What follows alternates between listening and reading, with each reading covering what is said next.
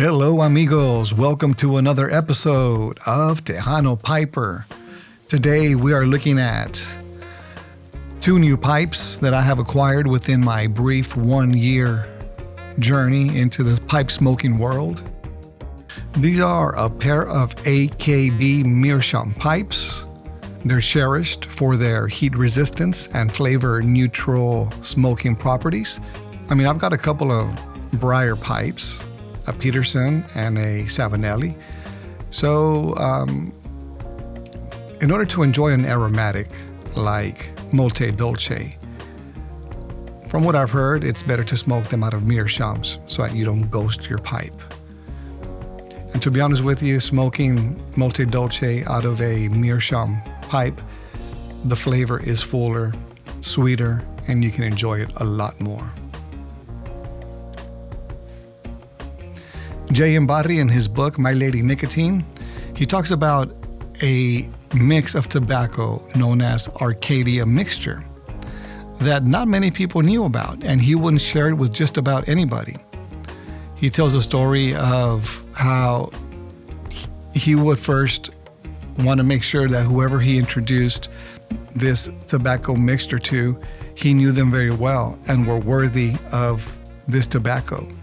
He mentioned that if he ever introduced somebody to a certain type of tobacco, his Arcadia mixture, and if that person didn't immediately be blown away by it, or if it didn't change their life in any way, he would immediately unfriend them. He wouldn't talk to them anymore. They would no longer be worthy of his friendship. So in order for him to recommend a certain tobacco, he had recommended it only to a very few number of people who he knew were worthy. So to me, I think Molto Dolce is one of those tobaccos that it's not gonna be for everybody. Some people might think it's too sweet, too goopy, too wet, not tobacco enough. But to other people, this is the sweetness that a lot of people remember, that smell, that sweet smell. To me, it smells like a Pepsi. So leave a comment down below. Let me know what type of meerschaum you have and what your secret Arcadia mixture is. That secret tobacco that you wouldn't recommend to just about anybody, only to those selected few. I invite you to light a pipe. The idea of pipe smoking is to take a pause, to stop whatever it is you're doing, to meditate, read a book, listen to music. What you see here, their names are Romulos and Remus. Two meerschaum pipes that I bought on Smoking Pipes in December of 2024. I'm going to be smoking this today along with this here tobacco called Molto Dolce. Rich, creamy, vanilla, caramel, honey. This is the first aromatic that I tried. Well, it's actually my second one. The first one was Cult Blood Red Moon. The second one was this one right here. So lo and behold, within 3 months when I first started pipe smoking, I found out that Molto Dolce was going out of sale, out of print, off the market. So I picked up 3 tins to sell her. A fourth tin to try out and enjoy. JM Barrie, the author of Peter Pan, he has a book called My Lady Nicotine, where he talks about how he fell in love with 2 meerschaum pipes that he named Romulos and Remus. So the reason I got a pair of pipes, personally, I convinced myself that one would be for me, the other for my wife, because my wife, occasionally she likes to enjoy some sweet tobacco with me. So I figured, what a great Christmas gift to buy for my wife and I, and then a pair of meerschaum pipes. But then I told myself, is it really a Christmas gift for us, or did I really want these 2 pipes? And my excuse was, it would make a perfect Christmas gift. I don't know. That's something as us pipe smokers often tell ourselves is, why do I need this pipe? Well, for me, it was a special occasion. No pipe really ever rivaled the briar in my affection, though I can recall a mad month when I fell in love with 2 little meerschaums, and I christened them Romulos and Remus. They lay together in one case on Regent Street, and it was with difficulty that I could pass the shop without going in. Often I took some side streets to escape their glances, but at last I asked the price. It startled me, and I hurried home for the briar. I forget when it was that a sort of compromise struck me. That was that I should present the pipes to my brother as a birthday gift. Did I really mean to do this, or was I only trying to cheat my conscience? Who can tell? I hurried again to Regent Street. There they were, more beautiful than ever. I hovered about the shop for quite half an hour that day.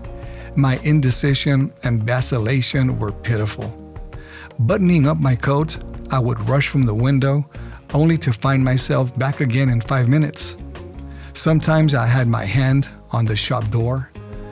Then I tore it away and hurried into Oxford Street. Then I slung back again, self-whispered, "Buy them, for your brother." Conscience said, "Go home." At last I braced myself up for a magnificent effort and jumped into a bus bound for London Bridge. This saved me for the time. I now began to calculate how I could become owner of the meerschaums prior to dispatching them by parcel post to my brother without paying for them. But that was my way of putting it.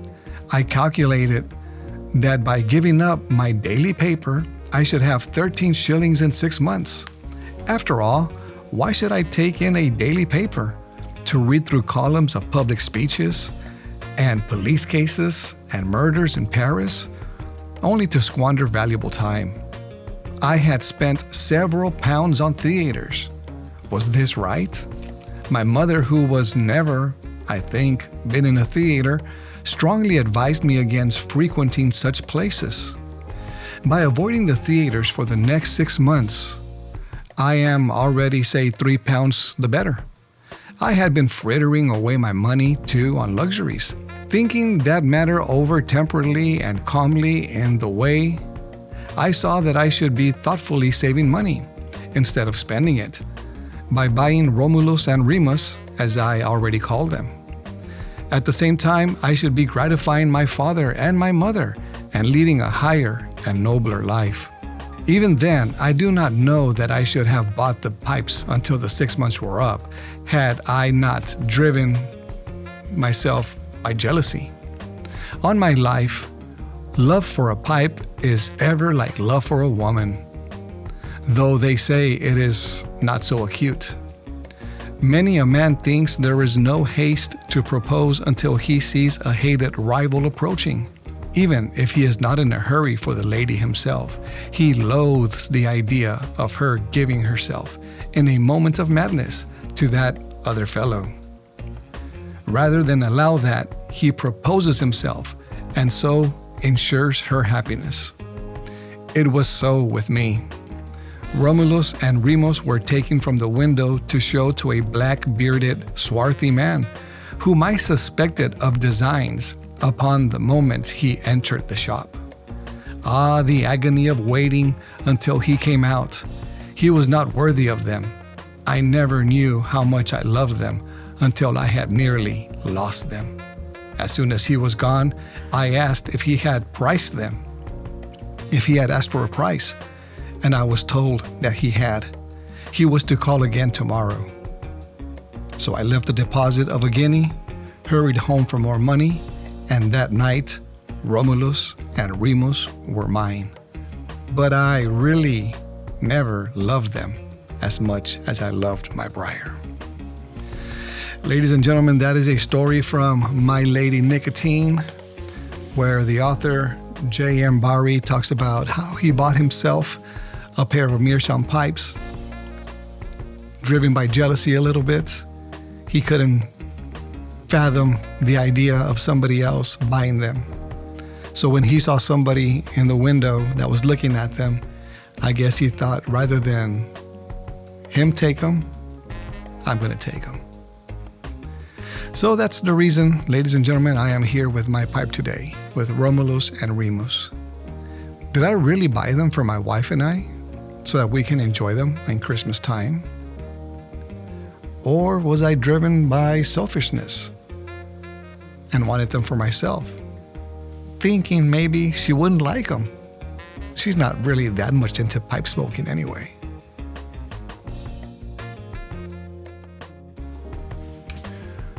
All right, folks, I want to thank you for helping me reach 70 subscribers. Thank you for the community who's watched my videos and left their comments. We'll talk to you on the next one. Muchas gracias. Tejano Piper signing off. Adios.